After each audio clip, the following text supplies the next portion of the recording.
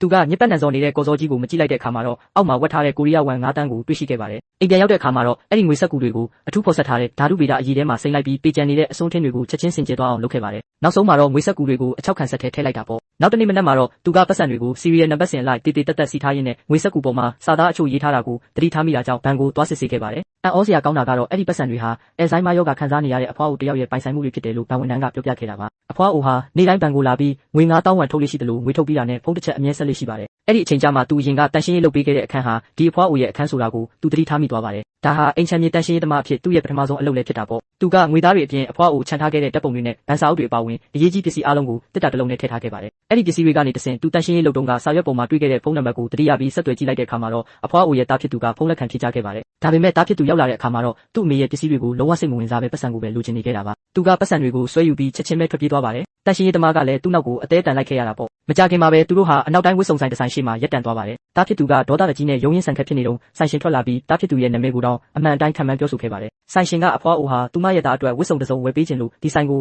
နေတိုင်းလာလေးရှိကြောင်းရှင်းပြခဲ့ပါတယ်။သူမမှာပတ်စံတွေအများကြီးရှိတယ်လို့အမြဲပြောလေးရှိပြီးဒီဝစ်စုံကိုတခြားသူကိုမရောင်းဖို့လည်းအမြဲတောင်းပန်ခဲ့တာပါ။တကယ်တော့အဖွားအိုဟာဘဏ်ကနေငွေထုတ်လာတိုင်းကော်စောအောက်မှာဝတ်ထားတတ်ပါတယ်။သူမမှာအယ်ဇိုင်းမားရောဂါရှိနေတာကြောင့်ဝတ်ထားတဲ့ပတ်စံတွေကိုအမြဲမေ့သွားတတ်ပေမဲ့တားအတွက်ဝစ်စုံဝယ်ပေးခြင်းနဲ့စိတ်နဲ့နေတိုင်းဘဏ်ကိုသွားပြီးငွေထပ်ထုတ်နေခဲ့တာပါ။ဆိုင်ရှင်ကအဖွားအိုရဲ့နောက်ဆုံးဆန္ဒကိုဖြည့်ဆည်းပေးတဲ့အနေနဲ့တားဖြစ်သူအတွက်ဝစ်စုံတစ်စုံချုပ်ပေးခြင်းနဲ့လို့ပြောပေမဲ့သူကညှင်းဆန်ခဲ့ပါတယ်။သူကပတ်စံကိုပဲယူပြီးထွက်သွားချင်နေတာပါ။တန်ရှင်းရေးသမားကသူ့အမေရဲ့အတုံးဆောင်ပစ္စည်းတွေပါတဲ့တစ်တာကိုပေးဖို့ကြိုးစားပေမဲ့တားဖြစ်သူကဒေါသတကြီးနဲ့မြေကြီးပေါ်ရိုက်ချပစ်လိုက်ပါတယ်။ဒါဟာသူမလိုချင်လို့မဟုတ်ပဲသူ့ရဲ့အပြစ်ရှိစိတ်ကိုဖုံးကွယ်ဖို့အတွက်ရက်ဆက်ဟန်ဆောင်နေတာပါ။သူပတ်စံယူပြီးထွက်သွားခါနီးမှာပဲပစ္စည်းတွေကြားထဲကရင်းနှီးနေတဲ့အရာတစ်ခုကိုမြင်သွားခဲ့ပါတယ်။သူငုံကြည့်လိုက်တဲ့အခါမှာတော့အတုံးမပြရသေးတဲ့အတွင်းခံအနှွေးတယ်ကူလေးကိုတွေ့လိုက်ရပါတယ်။သူလုံးဝတောင့်တင်းသွားခဲ့ပါပြီ။လွန်ခဲ့တဲ့နှစ်ပေါင်းများစွာကသူပထမဆုံးရတဲ့လစာငွေနဲ့သူ့အမေအတွက်ဒီနှွေးတယ်ကိုဝယ်ပေးခဲ့တာပါ။အဲ့ဒီတုန်းကသူ့အမေကပတ်စံဖြုံးနေဆိုပြီးစုခဲ့ပေမဲ့ဒီနှွေးတယ်ကိုကြည့်ပြီးပြောနေတာကိုတော့ဖုံးကွယ်လို့မရခဲ့ပါဘူး။သူမမှာပတ်စံရှိတဲ့တနေ့ကျရင်တားဖြစ်သူကိုဝစ်စုံတစ်စုံပြန်ဝယ်ပေးမယ်လို့လည်းကတိပေးခဲ့ပါတယ်။ဒါပေမဲ့သူ့အမေဟာတေဆုံးသွားတဲ့နေ့အထိဒီနှွေးတယ်ကိုမဝယ်ဘဲတေးသေးချာချာတင်ထားခဲ့တယ်လို့ဘူးပေါ်မှာလည်းရက်ဆွဲလေးရေးထားခဲ့ပါတယ်။ဒါတွေကိုမြင်လိုက်ရတဲ့အခါမှာတော့တားဖြစ်သူဟာသူ့အမေကသူ့ကိုဘယ်လောက်အထိချစ်ခဲ့တယ်လဲဆိုတာကို